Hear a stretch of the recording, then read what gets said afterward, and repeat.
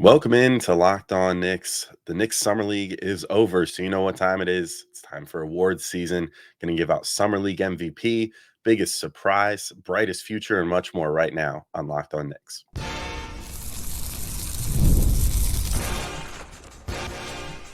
You are Locked On Knicks, your daily New York Knicks podcast, part of the Locked On Podcast Network. Your team every day. All right, welcome in to Locked On Knicks. Today's episode is brought to you by FanDuel. Make every moment more as playoffs wind down and the sports stop sporting like we want them to. This summer, FanDuel is hooking up all customers with a booster bonus daily. That's right, there's something for everyone every day, all summer long. Visit FanDuel.com to get started. And I want to thank you for making Locked On Knicks first listen today and every day, whether you're checking us out on your favorite podcast platform or taking in sights and sounds on YouTube. We appreciate you making us a part of your daily routine. Make sure you hit that auto download function on your favorite podcast app or the notification bell on YouTube so you never miss an episode. We are still here for you guys 5 days a week, even as we're about to hit the true doldrums of the off season here. So your summer Knicks, I'm Alex Wolf. I'm editor-in-chief of Knicks site, The Strickland. You can find at the Strict.land. Anyway, your summer Knicks win their final summer league game 90-82 over the Hawks, but there's not too much to talk about, too much action from any of the players that figure to actually have futures with the big Knicks, other than maybe Rokas Jokubaitis. So I'll just quickly highlight him. 12 points, 5 boards, 5 assists in 23 minutes, shot 4 of 7 from the field, 3 of 3 from 3. He did have 6 turnovers, but it felt to me like he was just trying stuff. It seemed like he was being real experimental with how he was passing and everything. It was sort of a looser feel to this game overall. The Knicks cleared their bench and gave a bunch of guys some minutes, one of which I'll highlight in a couple minutes. But yeah, it was, not a lot of Tyler Kolek, not a lot of Ariel Hukporti, not even a lot of Skapintsev. So, it was not the most thrilling game overall. The Knicks got out early and then held on to a lead. That's it. So let's just get right into the awards because I thought this would be a more fun show today. So we're doing Knicks Summer League awards, Summer League superlatives, whatever you want to call it, handing out some awards to various players on the Summer Knicks. And you can't really start anywhere but the MVP.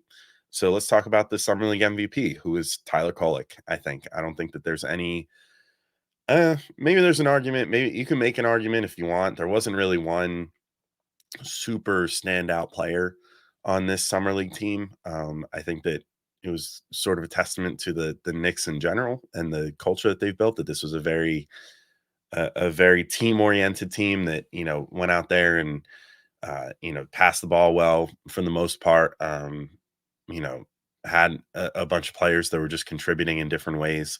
And overall, I mean, they could have reasonably gone 4-0 during the quote regular season and made the playoffs in this summer league. I think they really gelled as time went on.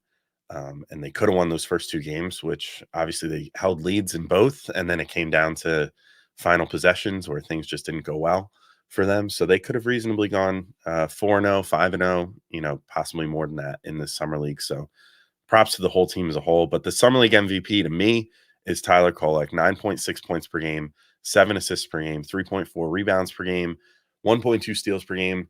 Shooting averages, not the prettiest, 35.6% from the field, 31.6% from 3, 91% from the free throw line. That was great.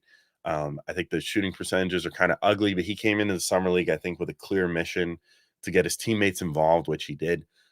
He had at least 6 assists every game. Even in the final game where he only played 14 minutes, he still had 6 assists. And every other game other than that, he had at least 7. So really solid summer league overall for him passing the ball. And none of those felt cheap either. It wasn't like you were just like, oh, he, would get the assist where, you pass to a guy in the perimeter and then the guy takes 3 dribbles and kind of creates his own shot and that becomes an assist. Like, no, he was mostly hitting guys right where they needed the ball to take a shot. And I think that's a skill that will translate to the NBA. You can't really teach good vision and good timing like that. That's kind of just something that players are either born with or not, I think.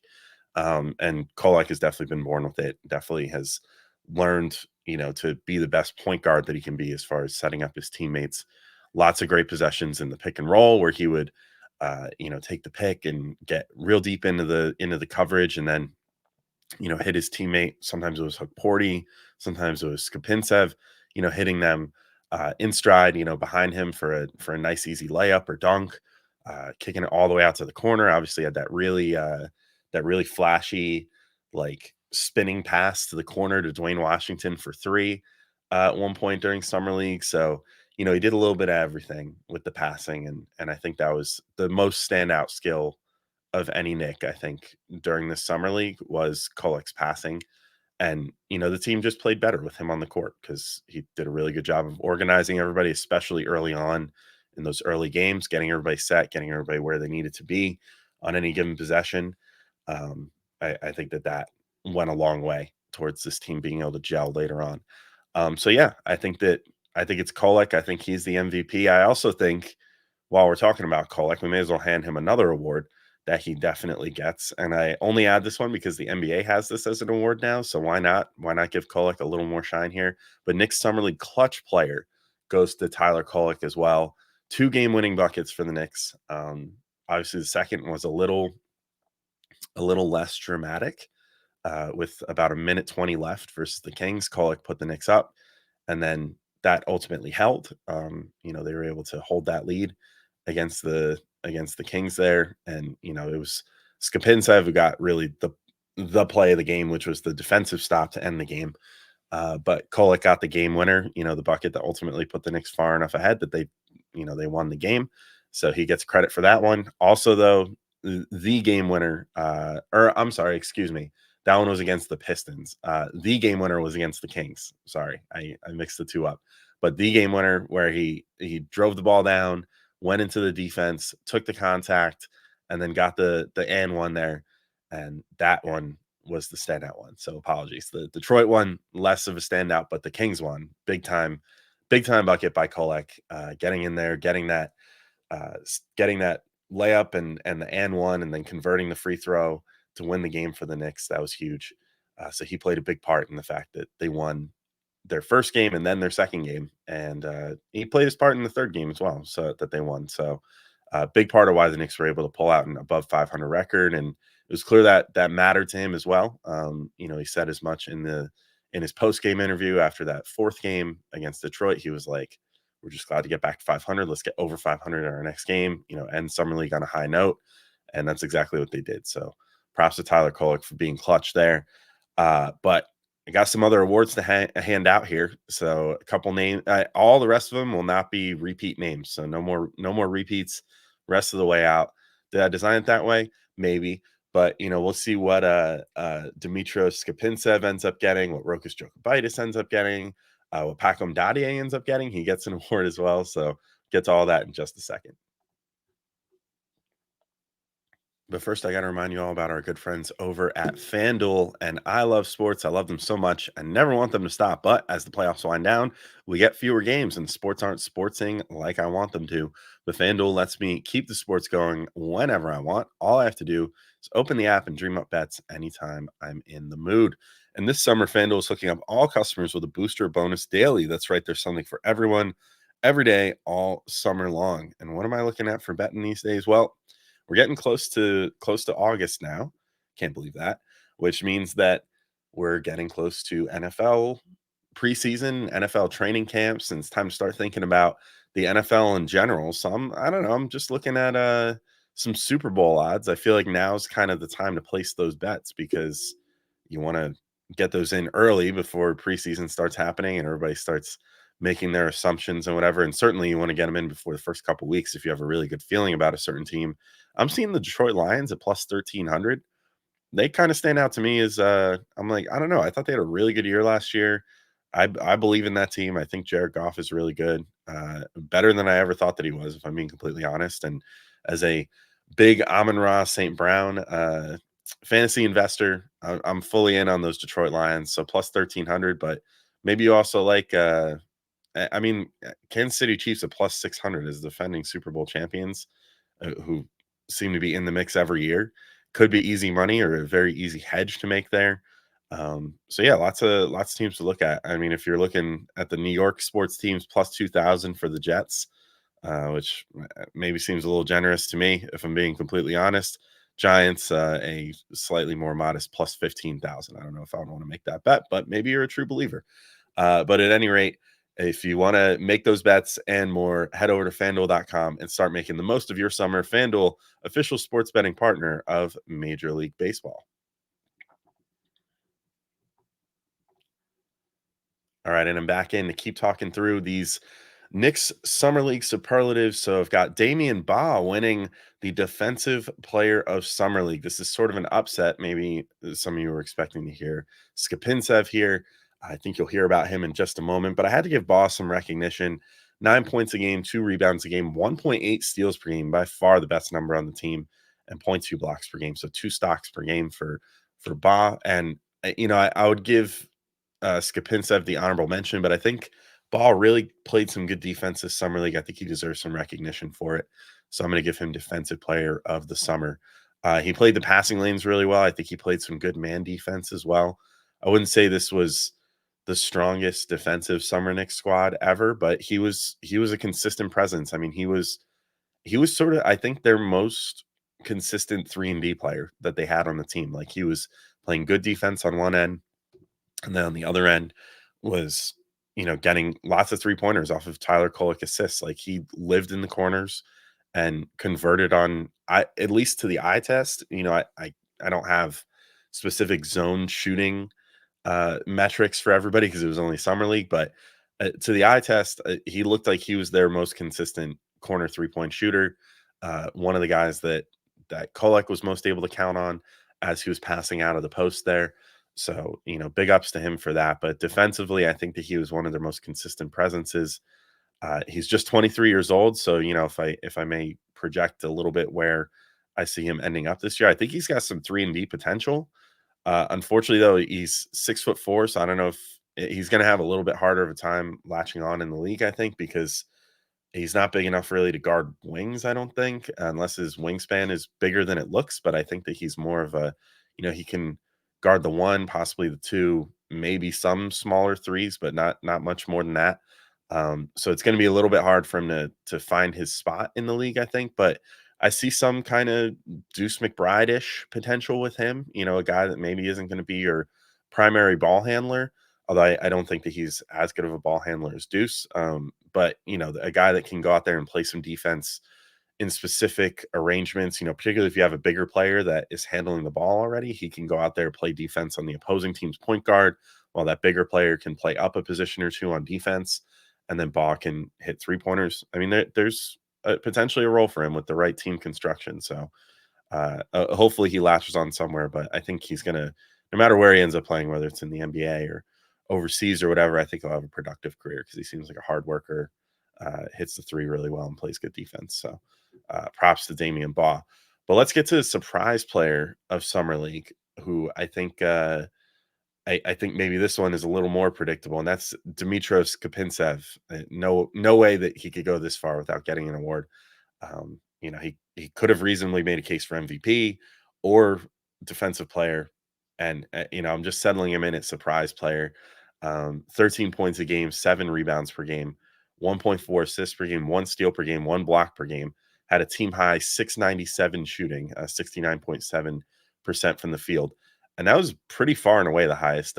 Closest after him was Hook Porty, who had about 64.5%. So shot like a solid 5 percentage points better than the next best guy. And obviously, I mean, if you listen to my Summer League game reviews, I couldn't stop raving about this guy all Summer League. I think the Knicks maybe found a late bloomer here. And they've kind of quietly put in the work the last couple years in Westchester with him to get him to this point.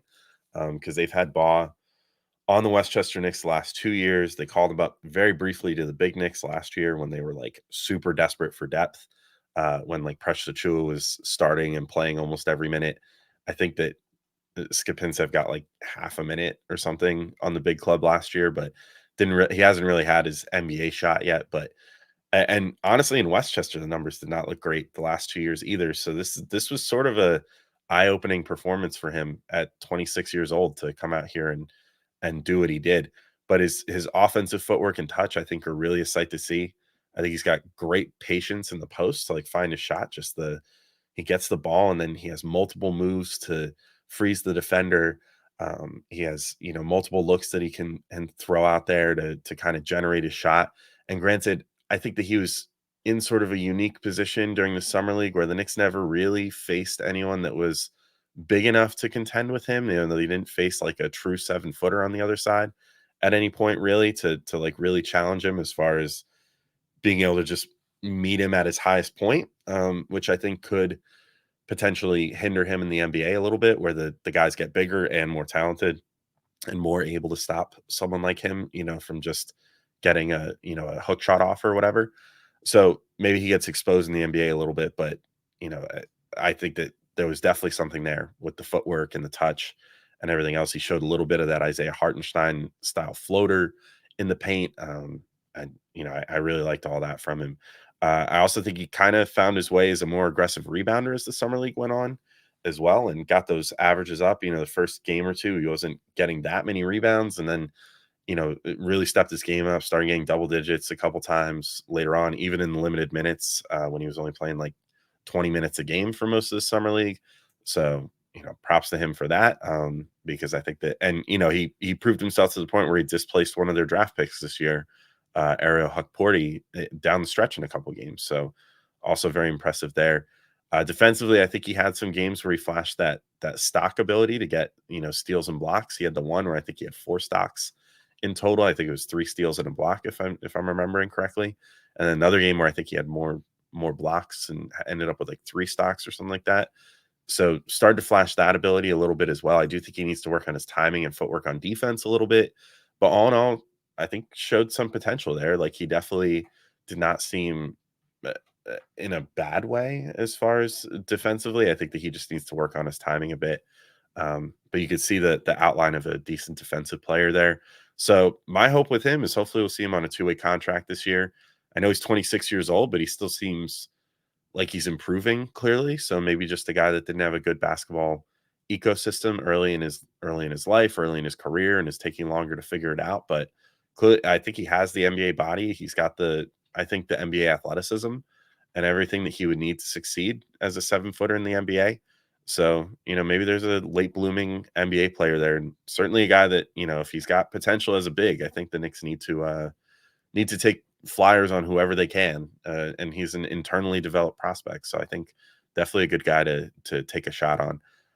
But I've still got a bunch of awards to hand out. I'll go kind of rapid fire to give out the rest of them, but we've got the highest potential award to still give out, the It's Just Summer League Don't Worry award, the future Westchester Knicks MVP, and a bunch more. So that's coming up in just a second. But first, I got to let you all know about our friends over at eBay Motors. Passion, drive, and patience. The formula for winning championships is also what keeps your ride or die alive. eBay Motors has everything you need to maintain your vehicle and level it up to peak performance. Superchargers, roof racks, exhaust kits, LED headlights, and more. Whether you're into speed, power, or style, eBay Motors has you covered. With over 122 million parts for your number one ride or die, you'll always find exactly what you're looking for. And with eBay Guaranteed Fit, your part is guaranteed to fit your ride every time or your money back. Because with eBay Motors, you're burning rubber, not cash. With all the parts you need at the price you want, it's easy to make your car the MVP and bring home huge wins. Keep your ride or die alive at ebaymotors.com. Eligible items only. Exclusions apply. eBay Guaranteed Fit, only available to U.S. customers.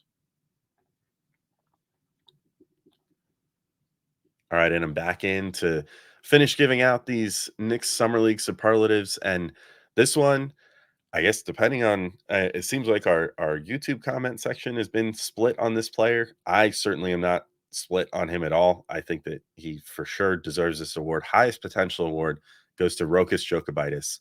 9.8 points per game, shot 57% from the field, 50% from three, 71.4% from the free throw line. Had 3.8 assists per game, 1.2 steals per game in just 19.1 minutes per game. So pretty impressive stuff. If you extrapolate that out to like per 36 numbers, we'd be looking at like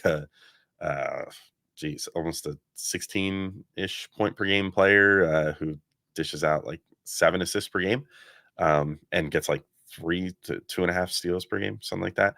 And not too shabby, or about 2 steals per game, whatever. I mean, pretty big numbers there. I think in my opinion, nobody popped off the screen more in their minutes than Rokas did in the summer league. I think he's done everything he's got to do to prove he's NBA ready at this point.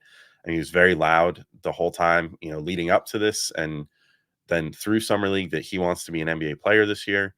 I think he's done everything to prove that he is an NBA player, and that he deserves a shot at that level. Like, he looked a level above a number of these guys in summer league. I think, maybe you could make a case for Kolek just based off the passing by itself, that maybe Kolek is, higher in the NBA pecking line or whatever, pecking order. But I think that Rokas definitely showed the most advanced NBA skills out of anybody at his best. The pull-up shooting was good. The ability to find his spots, to take the ball in his hands and just create his own shot. I think he was the best guy by far on this team. Like, Kolek definitely had his struggles with creating his own shot, even if he hit some clutch ones. Rokas just was automatic getting to that spot in mid-range that he loves, or any spot in mid-range, really. He's just really automatic from there. Really came alive from three later on in the summer league. Was doing well with relocating off the ball to find shots that way. I mean, I think there's a ton of things to love about what he brings to the table. But defensively, he really surprised me too. He had, early on, he had sporadic one-on-one possessions versus Brandon Miller in the first game. He plays solid man defense. I think he had really good instincts off ball, like the poke away for a slam. And I think it was game 3 against the Kings, if I'm not mistaken, where he had that, someone was handling the ball and Rokas was in the corner, comes in, just has the great instincts to come over while the guy's not looking, poke that ball away, and then just take it all the way to the other end for a slam. And his passing too, I think, is honestly almost as high of a level as Kolek's, which is saying something, because I think he has a huge amount of patience. I think he's a little different than Kolek, where Kolek kind of looks to aggressively take that drive off the pick and roll and get all the way into the teeth of the defense, and get all the way in there and pass out to a defender, or pass out to a shooter, around a defender. But I think that Rokas kind of has a little more patience to his game, as far as, getting to a spot and then waiting for the right thing to open up, finding a guy that way, sometimes all the way across the court. He did a really fantastic job with that, I think, this whole summer league. So I say to the Knicks, get this guy over, get him on the Knicks as soon as you can. But for the summer league, I think that he, very much proved himself. Whether he ends up on the Knicks or somewhere else through a trade or something, he's definitely got to be an NBA player at this point. But then the It's Just Summer League Don't Worry award, I'm going to give to Pacome Dadiet. 6.8 points per game, 4.2 rebounds per game, 1.2 assists per game. Maybe not the worst stats overall to look at, but the shooting splits, not fantastic. 31% from the field, 10%. Well, okay, we'll round up. We'll give him 11% from three, 72.7% from the free throw line. I think Pacome's still really young. He's adjusting to the NBA game. He's got to adjust to the NBA 3-point line. He even said that the game was still moving kind of fast for him.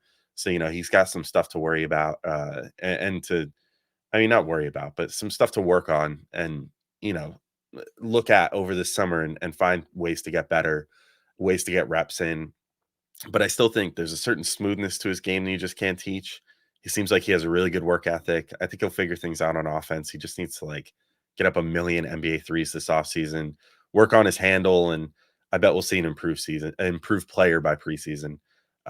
And then his defensive instincts too, I think, are also right there. There's some definite 3-and-D player outline just waiting to happen here with Dadiet, and I think we just need to, be patient and let him figure it out. We've got 4 years with the kid to, see him grow his game, from being an 18, 19-year-old to, an early 20s player by the time that his rookie deal is up. He'll still be younger than Tyler Kolek, I believe, by the time that his rookie deal is up. So, we just got to wait that out and see that happen. And then the last couple awards to hand out here. So I've got the future Westchester Knicks MVP award.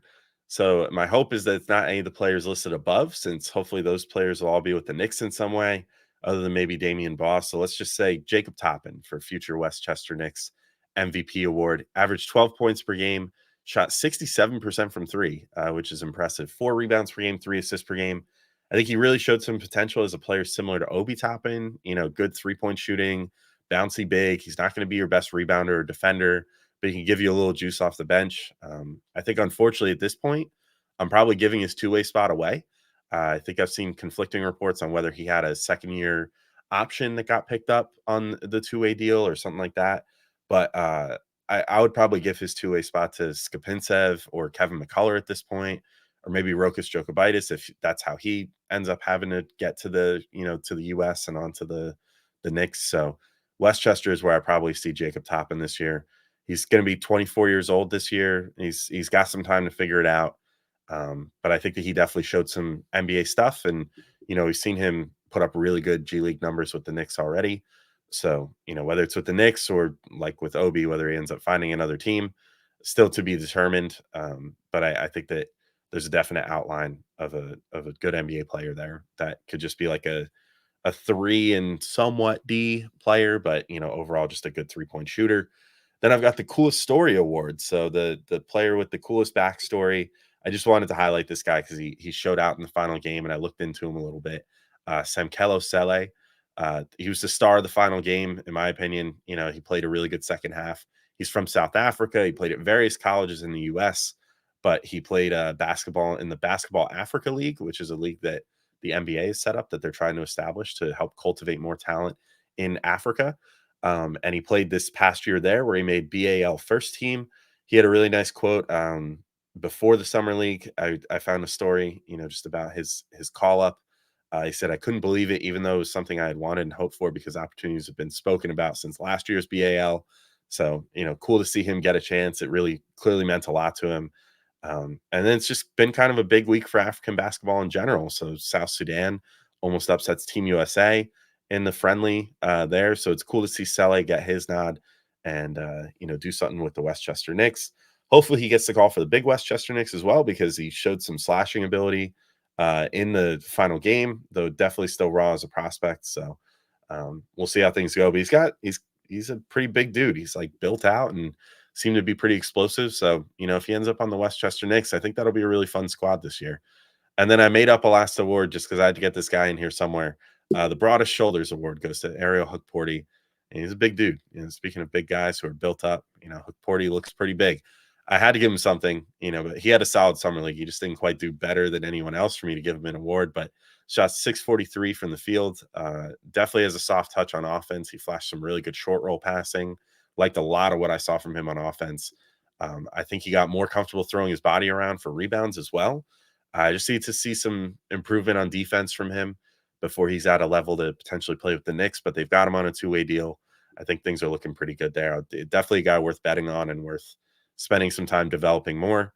But that's it. That's it for this episode. But I think we're not quite done with Summer League yet. Gavin and I think, are going to do one more episode where we kind of try to predict where guys are going or where they're going to end up this season, and what we hope to see out of them. Also, just get Gavin's final thoughts on Summer League. So that's going to come up in our next episode, and then we'll of course have more Knicks content for you guys. I think we might do a mailbag this week, so keep an eye out on Twitter and on YouTube community page for solicitation for questions today, and get those questions in so we can talk about whatever you guys want us to talk about going into the doldrums of the offseason here. We're about to, I think, be in a little bit of a news rut as far as the Knicks are concerned until they address their backup center situation and all that. So until next time, thank you all for listening and talk to you soon. Peace out.